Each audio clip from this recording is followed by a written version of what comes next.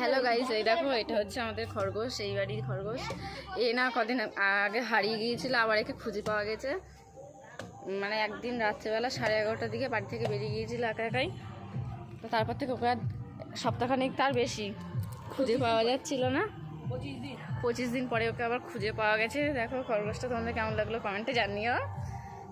আর আমি খরগোশ নিয়ে এরকম চটকাচ্ছি, আমার পাপা দেখতে পেরে ও আগে ছুটে আসতো। এই দেখো খরগোশটা তোমাদের কেমন লাগলো বলো। আর নতুন বন্ধুরা প্লিজ আমার চ্যানেলটা সাবস্ক্রাইব করে দিও। দেখ ভাই কোথায় উঠেছে, দেখ দেখ, ধর ধরে ধরে ধর ধর। এই দেখো আমার ভাই।